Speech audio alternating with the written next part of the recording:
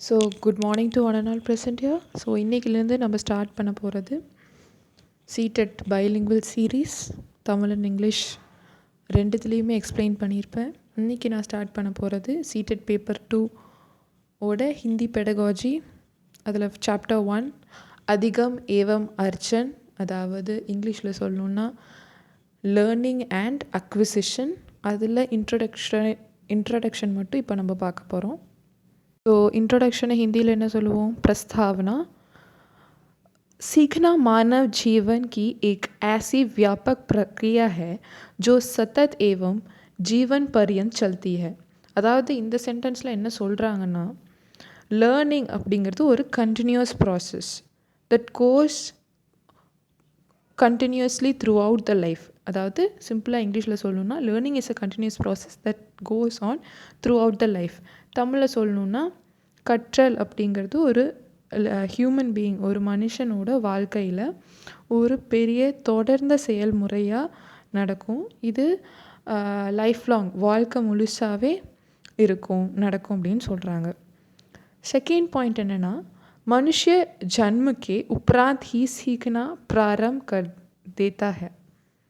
இதில் என்ன சொல்ல வராங்க, ஒரு ஹியூமன் பீயிங், ஒரு மனுஷன் பிறந்த உடனேவே ஏதோ ஒரு விதத்தில் ஒரு விஷயத்தை கற்றுக்க ஆரம்பிச்சிடறான். அதாவது இங்கிலீஷில் சொல்லணுன்னா a person starts learning immediately after birth और वह जीवन भर कुछ न कुछ किसी न किसी रूप में सीखता है. ஒன்றும் இல்லை, சிம்பிளாக சொல்கிறாங்க என்னென்னா, அவனோட லைஃப் லாங், அவன் வாழ்க்கை முழுசாக ஏதோ ஒரு விதத்தில் ஏதோ ஒரு கட்டத்தில் லேர்ன் பண்ணிகிட்டே தான் இருக்கான். To be specific in English, he keeps learning something throughout his life. Next statement என்னென்னா, நெக்ஸ்ட் பாயிண்ட் என்னென்னு பார்த்தீங்கன்னா, धीरे धीरे वह अपने आप को वातावरण से समायोजित करने का प्रयत्न करता है.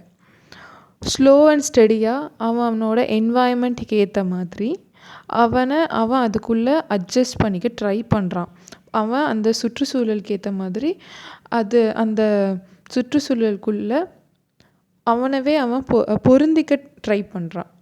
அப்போது gradually he tries to adjust himself to the environment.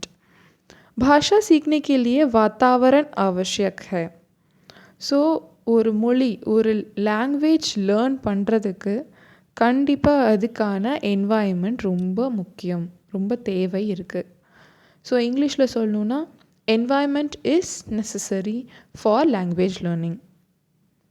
बच्चा अपने घर, माता पिता, मित्र मंडली आदि में वार्तालाप बोलचाल शुरू करता है. ஒரு குழந்தை, ஒரு பேபி அவன் வீட்டில் அவங்க அப்பா அம்மா, அதாவது அவங்க பேரண்ட்ஸ், அவனோட ஃப்ரெண்ட்ஸ் கூட தான் ஃபஸ்ட்டு பேச ஆரம்பிப்பான். So to be in English, to say in English, the child starts conversation and speaking with parents and friends at home. So அவன் யார்கிட்ட பேச ஆரம்பிக்கிறான், ஃபஸ்ட்டு ஒரு குழந்தை யார்கிட்ட பேச ஆரம்பிக்கும், அவன் வீட்டில் தானே ஃபஸ்ட்டு வளருவான். ஸோ அவனோட ஃபேமிலி மெம்பர்ஸ், அவனோட பேரண்ட்ஸ் அண்ட் ஃப்ரெண்ட்ஸ் அவங்கக்கிட்ட தான் பேச ஆரம்பிக்கிறான். बच्चा जो वातावरण में सुनता है उसका अनुकरण करके दोहराता भी है. அதாவது என்ன சொல்கிறாங்கன்னா, பச்சா ஜோ வாத்தாவரன் மே சுன்தா ஹே, அதாவது ஒரு குழந்தை அவனோட என்வாயன்மெண்ட்டில் என்ன கேட்குற வார்த்தையை தான் இமிட்டேட் பண்ணுறான், ரிப்பீட் பண்ணுறான். So the child imitates and repeats what he hears in the environment. भाषा को औपचारिक तौर पर भी सिखाया जाता है. அதாவது ஒரு லாங்குவேஜ், ஒரு மொழின்னு எடுத்துட்டோம்னா அதை ஃபார்முலாவும் நம்ம எஜுகேட் பண்ணுவோம். ஃபார்மல் எஜுகேஷனும் நடக்குது. ஸ்கூல்ஸில் போய் லாங்குவேஜை ஸ்கூலில் போய் ஃபார்முலாவும் டீச் பண்ணுறாங்க. ஸ்டூடெண்ட்ஸ், இந்த குழந்தைங்க ஸ்டூடெண்ட்ஸை போய் கற்றுக்குறாங்க. ஸோ இங்கிலீஷில் சொல்லணும்னா language is also dot formally. Next பார்த்திங்கன்னா, இங்கே அதனால் என்ன நடக்குதுன்னா, ताकि भाषा का ज्ञान समृद्ध हो सके.